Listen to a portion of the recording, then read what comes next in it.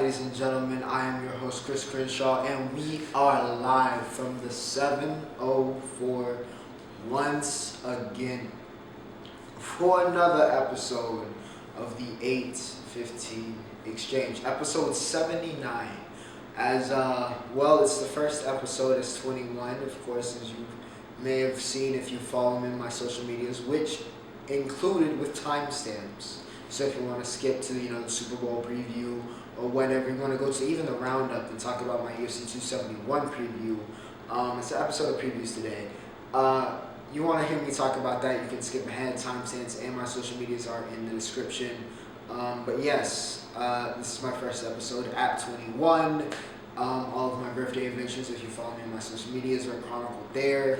It was one of the greatest weekends of my life, that's what I'll say. One of the privileges of having your birthday on a Friday is that you get the entire weekend to celebrate, and I did, and I have some of the best friends I could ever have. So shout out to all you guys that made it special. Yeah, it was great. It was great. It was 4 days. It was the best. It was the best. One of the best weekends possibly of my life. So. All thanks there. Thank you for all the birthday wishes on the videos. Appreciate it. Thank you guys. Appreciate all the love.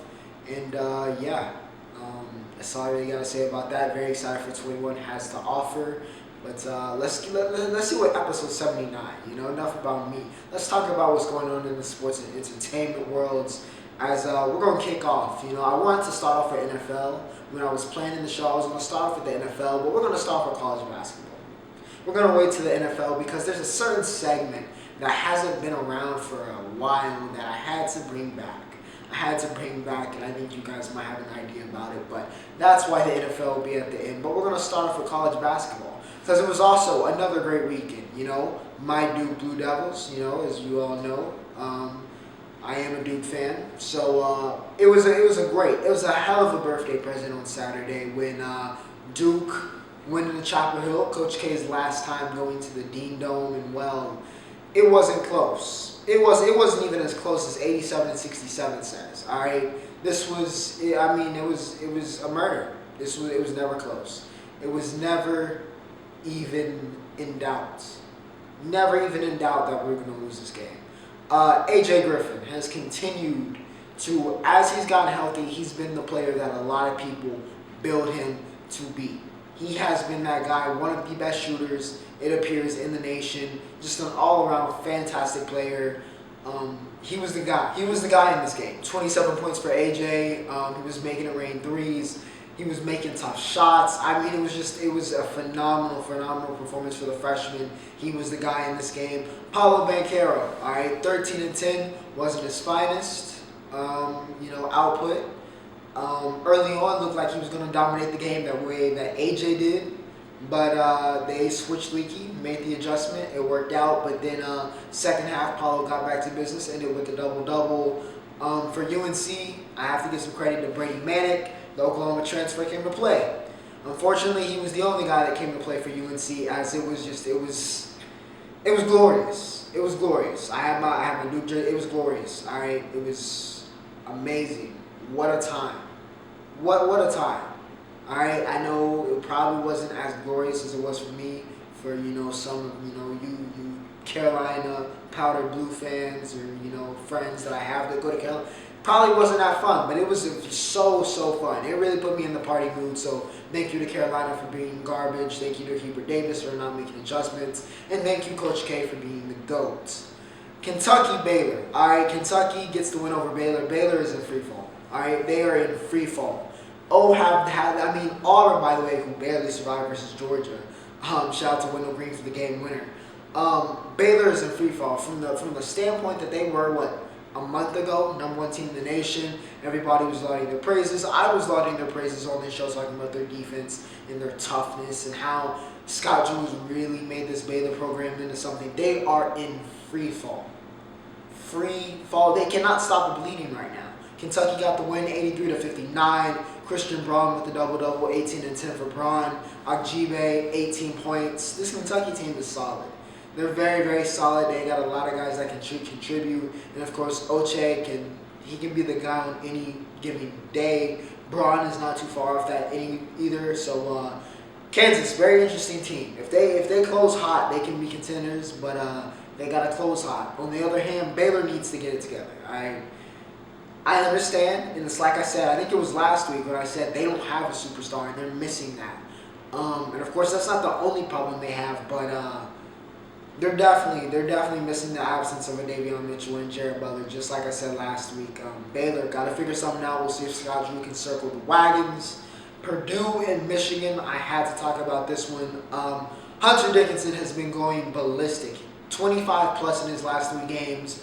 Big Dick, he's been the guy, right? He has been the guy that he's supposed to be. First team All-American, National Player of the Year contender, one of the best in the country. Hunter Dickinson has been that guy.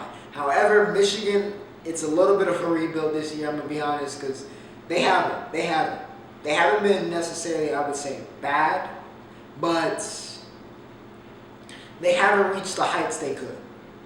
They haven't been able to reach the heights they even had last year. So they're stuck in this position where they're not necessarily a bad team, but they cannot compete with the elite necessarily in the Big Ten. So a weird scenario for Michigan. We're going to see what happens there, but Hunter Dickinson's involved. Now, Jaden Ivey looks like he's got it back. The 3 ball wasn't falling, but he was able to get a 23-piece lead. Everybody in scoring besides Dickinson. So Purdue able to get the win, 82-76, and a big win in Big Ten play. So yeah, we'll see what happens with Purdue. Like I said, Auburn survived. They've been playing it close recently. They've been playing it very close. We'll see if the curse of the #1 continues and the Tigers are able to get out of there. But for now, that is college basketball. With that said, ladies and gentlemen, we had some interesting stuff happen in the NBA as well. As some of you know, I went to the Hornets-Cavs game, which was a phenomenal game. The Spectrum Center. I'm not going to reveal too much about my career stuff, but hopefully you'll be seeing and hearing me talk a little bit more about stuff from the Spectrum Center. But it was a fantastic environment, a great game, almost like a playoff game atmosphere, especially towards the end. Incredible comeback by the Hornets. Unfortunately, they came up short, but yeah, fantastic game. K-Love has been dialing it back. He's been dialing the clock back. And that bodes very well for this Cleveland team, which has been streaking. And they made a fantastic decision to pick up Karis LeVert here 3 days before the trade deadline. I think they picked him up yesterday. I forget who they got for him. But Cleveland getting Karis LeVert, I actually like that move a lot. Like that move a whole bunch. This Cleveland team, I mean, the record speaks for itself, right? It speaks for itself. The Twin Towers of Mobley and Allen looking like it's working out. Kevin Love has been great recently. DG is an all-star, and we're going to talk about the all-stars very shortly. Yeah, Cleveland. The land is looking good, man. The land is looking good. For the first time since Braun left, and for the first time in probably 20 years, in which Cleveland has been relevant without LeBron James being associated with that team, it's looking good. So yeah, I like to pick up a LeVert. Another trade that happened between Portland and LA, and I'm not talking about the Lakers, I'm talking Clippers. Portland picks up Eric Bledsoe, Justice Winslow, Keon Johnson in a second rounder, which not a bad haul for them. Not a bad haul in my opinion. Of course, Justice, you got the athleticism, you got the defense. Bledsoe, solid defender as well, not a bad backup quarterback. Point guard to go along with Dame and CJ. Of course, Keon Johnson, high potential rookie, can jump out of the gym. We'll see what happens there. In return, LA picked up Norm Powell, who dropped 28 in his debut yesterday, so it's looking like the Clippers got better. They also got Robert Covington. So yeah, 2 pickups. I think it was a fair trade both ways. Honestly, I think it was a fair trade both ways. Maybe I would say the Clippers won the trade a little bit, getting Norman Cove, who I think are better contributors right now than a Bledsoe or Justice Winslow or Keon Johnson, especially for what the Clippers are trying to aspire to, which of course is a championship, even without Kawhi. Yeah, I like the trade for the Clippers. I like it for both teams, but especially like it for the Clippers. Good job there, boys. And with that said, the rest of the NBA All-Stars dropped. Lonzo Ball, of course, seems to be the big snub that a lot of people are talking about. Could have put him over Chris Middleton, in my opinion. Chris Middleton Feels weird that he's in this position where he can kind of coast off a reputation. Not that by any means Middleton's having a bad season. He's actually probably having a better season than one of the West starters in Andrew Wiggins, but I digress. Lonzo's just been better. Lonzo's just been better statistically. I listen. I would have, but it is what it is. Looking around here, let's see. We got Devin Booker, Jimmy Butler, Luka Doncic, Darius Garland, Rudy Gobert, Draymond Green, James Harden, Zach LaVine, Chris Middleton, Donovan Mitchell, CP3, Jason Tatum, Kat, and Fred VanVleet. A lot of people were shocked that Federico was able to make the All-Star game, but if you look at the numbers and what he's done for that Toronto team, you shouldn't be surprised. You should not be surprised. Very, very well earned. Shout out to FEV. And yeah, got no complaints. Overall, no complaints. Besides, I guess Middleton, I'd have probably subbed in LaMelo for Middleton, personally speaking. But overall, no complaints. Nice to see DG get his first. Nice to see Federico get in. And yeah, should be a good All-Star game. We'll see. I think they got the draft on Thursday, so we'll be tuned in for that. But that was the NBA. All right, ladies and gentlemen, TV and music, or the entertainment segment. Of course, we are now 1 month from the Batman, which is still not soon enough. But I digress. We did have some stuff pop off of music. G Herbo dropped a song. What was it called again? Let me pull that up real quick, because I was listening to it this morning. But yes, Herbo dropped 21 Savage, and King Von dropped Don't Play That, which saw some of my friends enjoyed it. It didn't really do too much for me, I'm going to be honest. Hate to say that because I love both of them, Von and Von, and Don't Play That, which it wasn't really, I'm not going to lie, didn't do too much for me. It is what it is. Sometimes it hits, sometimes it doesn't.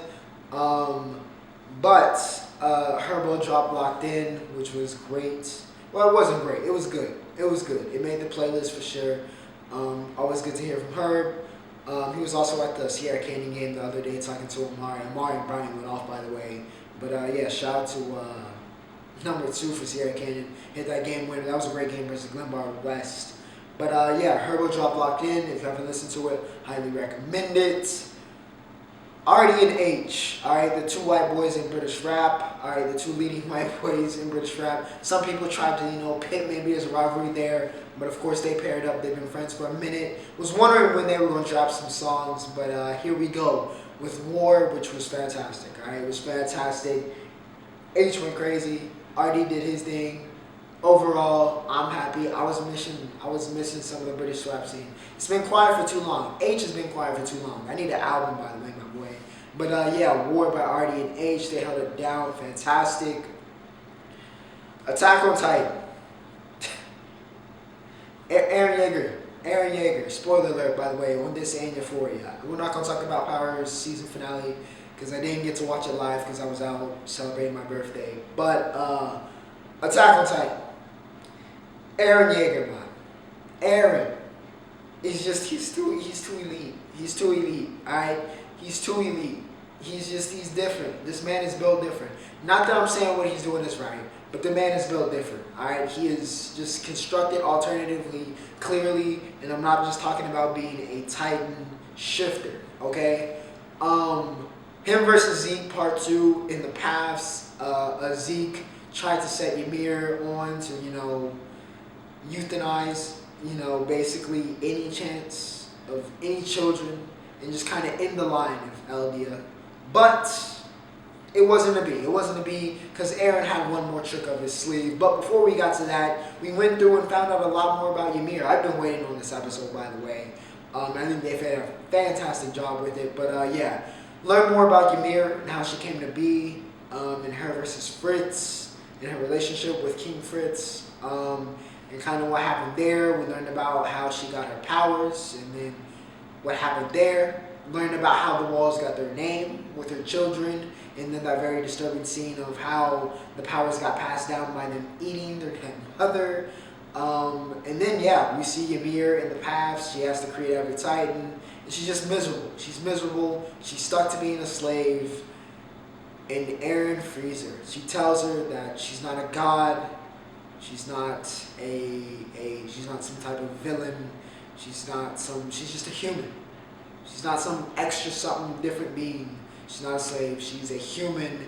And that frees her. And she breaks down the walls. And Eren, in one of the hardest scenes in the history of anime, and probably one of the best scenes in the history of just cinematics, the walls fall, Eren, eyes twitch, and we go back into that moment where he got decapitated by Gabby, who would, like I said, she missed. She didn't get the job done. Eren was able to transform into some whatever creature you want to call whatever Eren turned into, and the rumbling began. Insane episode. Me describing it doesn't enough. These past couple of episodes, it feels like every week we're saying, man, this was the best episode of the series. This was the best episode of the series. This was the best episode of the series. It's just been insane. It's just been, the quality of AOT recently has been nuts. And yeah, we're going to see what happens next. Of course, we saw Armin and Mikasa kind of in disbelief. Eren said he's going to take out the rest of the world. We'll see if he's able to fulfill those very ambitious plans. But if the way Eren's been acting lately, who's going down? Who's going down?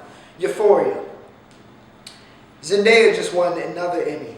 She won another Emmy in this one. One of the most, just the way this show is able to make you uncomfortable. Watching the decisions and just seeing characters spiral it's insane. It's insane. I haven't been this uncomfortable since watching a show since, I don't know, like Black Mirror. Rue is just, first off, Zendaya, like I said, one of the best young actresses, one of the best actresses in the world. This was one of the best acting performances I've ever seen in my life. In episode 5, Rue is she's so destructive. She's so destructive, not just to herself, but to everyone around her. She burned every single bridge she had in this episode. Every single bridge she burned. It felt like she was actively trying to kill herself. She wasn't trying to run away, she was trying to kill herself. What she was kind of trying to do, she ends up at the teacher drug, I forgot, Janice, who then gives her, I don't know what the drug was, but it's something harder. Rue, I am finding it very hard to see a way that Rue does not die. I know that Zendaya is she's the face of the show, she's the main character, so it'd be hard to kill her off. I am trying to figure out how Rue does not die at the end of this. I'm going to be honest. She is just so destructive to everyone around her, everybody that loves her. She just does not care. Just does not care. Of course, now Maddie knows about Cassie and Nate, so we're going to see what pops off there. That could get real ugly for Cassie. Everybody is spiraling. The show is madness. If you're not watching Euphoria, go watch it. It's just insane. It's insane. Besides all the hype, some of the best acting you'll see, especially from some young actors. Shout out to Sam Levinson for his direction. Just an insane episode. But yeah, that was entertainment. With that said, ladies and gentlemen, boys and girls, it is time. Normally it's, it would have been on yesterday Sunday, but for whatever reason the NFL thought it would be a good idea to go to 18 weeks. I digress. So, it is now Super Bowl week, which means, of course, we've got to do a Super Bowl preview, which will also branch into At the Buzzer. But we'll get to that. The Cincinnati Bengals will take on, in really what is a home game for the Los Angeles Rams, in the Super Bowl. It should be a good one. All right, we've held back on talking about this last week. I said it was going to be a good one.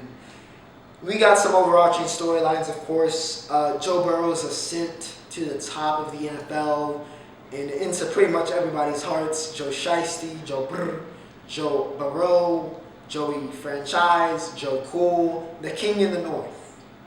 Joe Burrow, he has been the man recently throughout this playoffs and really down the stretch here for the Bengals. Absolutely looking like the franchise and looking like the guy that might be the guy that's the torch carrier. As the face of the league, Tom Brady, the greatest player to ever live, has hung up the cleats and has entered retirement, somebody's got to take over the throne. Somebody has to take over the throne. The king has stepped down. His reign is over. Who will be the new king? And, we talk about a lot of generational guys, like a lot of people tag Mahomes as the generational guy. Of course, some people talked about Trevor as potentially, even though, he's got to work on, even though they hired Doug Peterson, which good job, Jags. That's a good way to get Lawrence back in a position to be that guy that a lot of people believe he can be. People have even talked about Justin Herbert, who, congratulations, when we'll talk about the Pro Bowl, was Pro Bowl MVP. But for whatever reason, despite having all of the accolades a man could ever want, and all the stats and all the numbers and all the eye test and all the swagger you would want out of the guy that could be the next face of the league, the guy that is that next generational, that next great quarterback, Burrow has gone under the radar a little bit, strangely enough. But no more. As leading this Bengals team way ahead of schedule, Burrow has now been thrust into the spotlight. He is the guy. And I think he needs to be considered, regardless of this result, as probably the favorite, or at least up there if you want to keep Mahomes there, as the next guy in the league. God willing, he stays healthy. Him and Jamar Chase have a different type of chemistry, a special type of chemistry. And that's another one of the big storylines, is the tale of two great quarterback and receiver pairings. Burrow and Chase, they go way back. They go back to the LSU days, and we saw they were able to produce a national championship and win on the biggest stage and really on arguably the greatest college football team of all time. Their connection is nearly unmatched. But possibly a pairing that can match them is Matthew Stafford and Cooper Kupp. Kupp has been on a historic pace this season, putting up Jerry Rice-type receiving numbers. He has been the best receiver in the league. Don't get it twisted.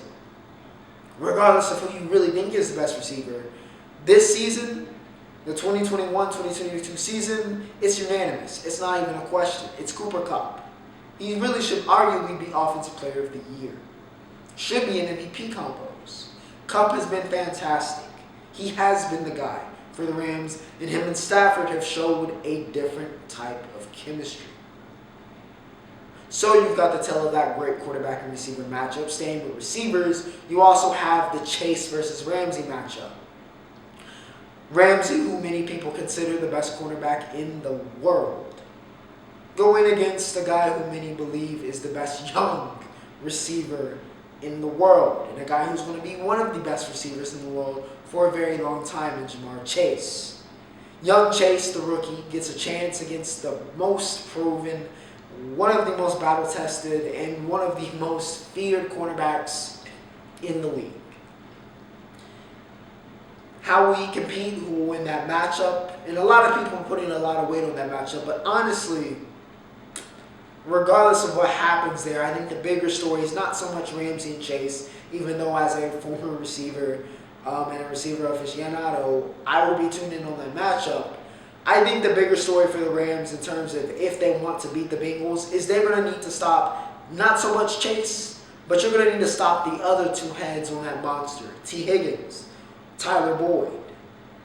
You can put all the focus you want on Chase, but do not forget that Higgins also can go. Tyler Boyd was the #1 receiver on this team before Jamar Chase was retired and held it down. Both of those guys can go and can change this game if y'all want to put lax coverage on them. They will make you pay.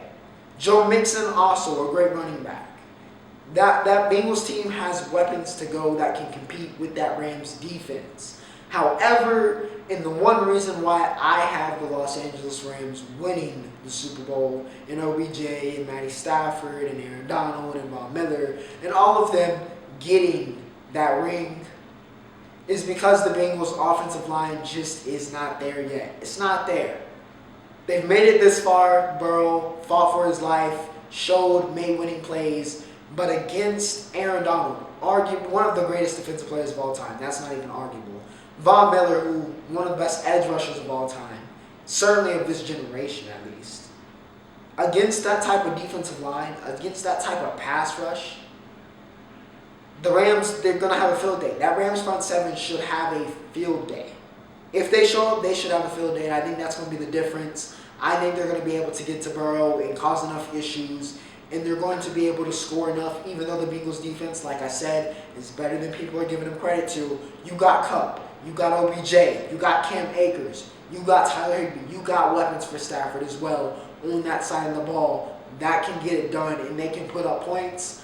I think that offense is able to put up points against that Bengals defense, even though Jesse Bates has been phenomenal, looking like one of the best safeties in the world this playoff run, even though his regular season was a little up and down. That front seven from the Bengals is not too shabby as well. Hendrickson, Ogunjobi, DJ Reader, they got guys as well, but I think the Rams are going to be able to put up enough points and able to get enough stops on that defensive line and cause some issues for Burrow and able to get the win.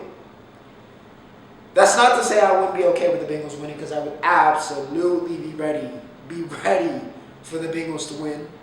But I'd be perfectly fine with that. But I think the Rams get it done. We'll see what happens on Monday, and of course we'll talk about it. But yeah, I got the Rams in this one. I'm good with either way. I just want a good game. I like both of these teams, if I'm being honest. I just want a great Super Bowl to cap off what's been a very good season. Yeah, that would be a great late birthday present. If y'all want to put on the Instant Classic in LA, I would so much appreciated. But I got the Rams. And of course you guys in the comments below can let me know who you think is winning the Super Bowl. But speaking of that, ladies and gentlemen, it's been a while. I'm wearing red. At the Buzzer is back. And well, I took off and I entered the group chat and I said, boys, let me know who your Super Bowl predictions are. So I do have that for you.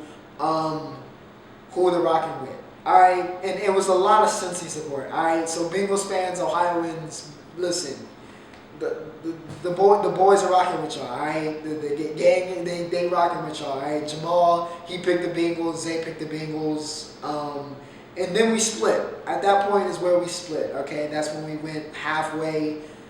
Will went with the Rams, Trev went the Rams. He said OBJ is going to get one done. So we're kind of split. And honestly, for the Rams, who are still probably going to be the favorite, I would assume they're the favorite on Vegas. And I guess if I'm the tiebreaker, then that splits it towards the Rams. But overall, with everybody I've talked to, even my guy, J Star, my barber, who gets me right every other week, he had the Bengals. It's been 50-50.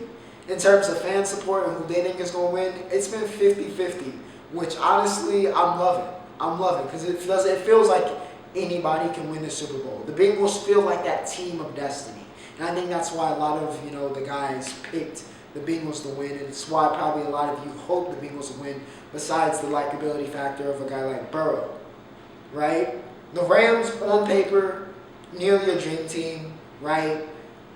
Should win at home. They haven't won in a very long time. There's reasons why you'd want them to win. There's reasons why you think they'd win.